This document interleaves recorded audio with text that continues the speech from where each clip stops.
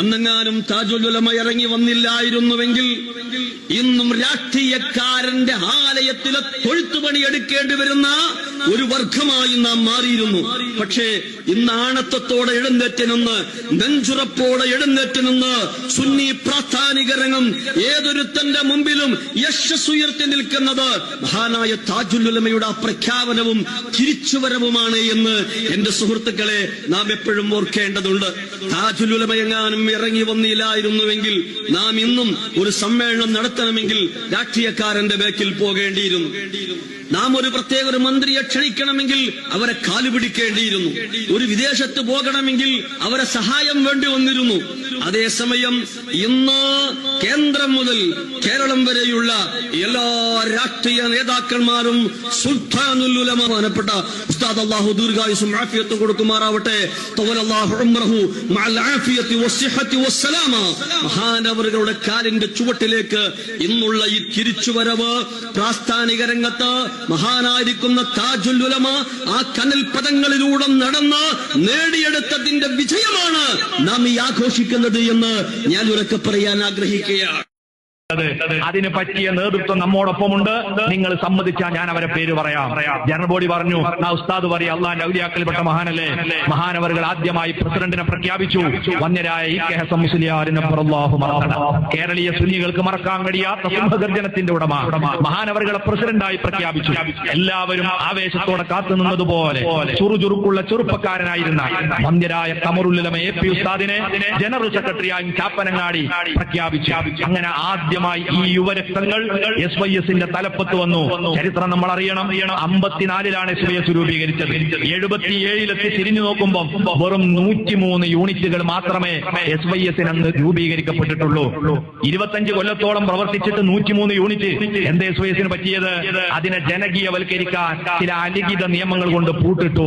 SYS ജീവകാരുണ്യ പ്രവർത്തനം നടത്താൻ ഒരുങ്ങിയാൽ അന്ന് പറയും വേണ്ട, അത് യൂത്ത് ലീഗ് നടത്തിയാൽ മതി. വിദ്യാഭ്യാസ പ്രവർത്തനത്തെ കുറിച്ച് ചിന്തിച്ചാൽ പറയും വേണ്ട, അതിന് MES ഇല്ലേ. പിന്നെ SYSന്റെ ഡ്യൂട്ടി എന്താ? അത് മുജാഹിദുകൾ എന്തെങ്കിലും പറഞ്ഞാൽ അതിനെ ഗണ്ണിക്കാം. എന്നിട്ട് ഇവരെന്നെ എപ്പുറത്തുനിന്ന് പറയും കണ്ടോ എപ്പോഴും ഗണ്ണനം മണ്ണനം. അതല്ലാതെ എന്താ അവർക്കുള്ളത്? SYS ജനകീയവൽക്കരിക്കാൻ കഴിയോ? ഇല്ല. അങ്ങനെ വിലക്കി വെച്ചതാ. വന്യരായ ഖമറുൽ ഉലമയും ഹസൻ മുസ്ലിയാരും SYSന്റെ ഭരണഘടന എടുത്ത് വായിച്ചു. സുന്നി സമൂഹത്തിൽ നവജാഗരണം സൃഷ്ടിക്കാനുള്ള എല്ലാ പ്രചോദനവും ഭരണഘടനയിൽ നിന്ന് ഉൾക്കൊണ്ടു. ഇനി പുറമെയുള്ളവരുടെ ഒരു നിയമത്തെയും നമ്മൾ അംഗീകരിക്കില്ല. എല്ലാ ചങ്ങലകളെയും പൊട്ടിച്ചെറിഞ്ഞ് സുന്നികളെ സ്വയം പര്യാപ്തമാക്കി അടങ്ങൂ എന്ന പ്രഖ്യാപനവുമായി ഖമറുൽ ഉലമയും ഇ.കെ. ഹസൻ മുസ്ലിയാരും രംഗത്ത് വന്നു എന്നതാണ് എ.പി. ഉസ്താദിനോട് പലർക്കും വെറുപ്പുണ്ടാകാനുള്ള കാരണം. അല്ലാതെ ഈ ഉമ്മത്തിനെ ഒന്നും ഉസ്താദ് ഗുണമല്ലാത്ത ഒന്നും ഉസ്താദ് ചെയ്തിട്ടില്ല എന്നത് അവിടുത്തെ ജീവിതം സാക്ഷിയല്ലേ. SYSന്റെ തലപ്പത്ത് നിന്ന് അത് നമ്മളെ കയ്യിലേക്ക് ഏൽപ്പിച്ചു തരുമ്പോൾ 103 യൂണിറ്റും 5 രൂപ കടവും ഒരു ചെറിയ നോട്ട് പുസ്തകവും മാത്രം ആസ്തി ഉണ്ടായിരുന്ന ഈ പ്രസ്ഥാനത്തെ 5000 യൂണിറ്റുകളാക്കി കോടിക്കണക്കിന് ആസ്തിയും വിദ്യാഭ്യാസ സ്ഥാപനങ്ങളുമുള്ള ഒരു പ്രസ്ഥാനമാക്കിയിട്ടല്ലേ നമ്മളെ കയ്യിൽ ഏൽപ്പിച്ചത്.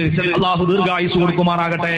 അങ്ങനെ ആദർശത്തെ നിലനിർത്താൻ വേണ്ടിയുള്ള ഉസ്താദിന്റെ പടയോട്ടത്തിന് ശക്തമായ പിന്തുണ കൊടുത്ത പണ്ഡിതനായിരുന്നു ധന്യരായ ശംസുൽ ഉലമ ഇ.കെ. അബൂബക്കർ മുസ്ലിയാർ. അള്ളാഹു അവിടുത്തെ ദറജ ഉയർത്തി കൊടുക്കട്ടെ.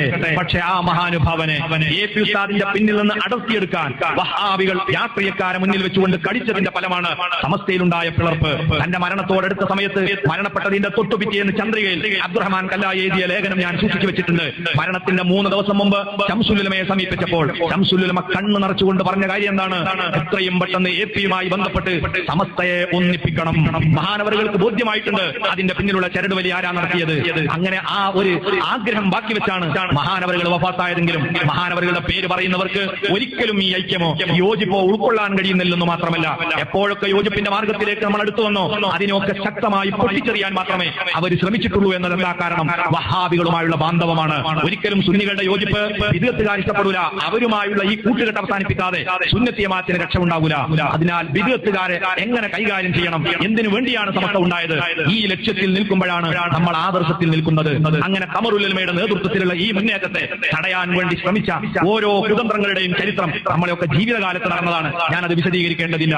പക്ഷേ അങ്ങനെ ഞെക്കിക്കൊല്ലാനോ കണ്ണുരുട്ടി പേടിപ്പിക്കാനോ പറ്റിയ പരുവത്തിലല്ല ഇന്ന് ഈ പ്രസ്ഥാനം എല്ലാവർക്കും അറിയാം.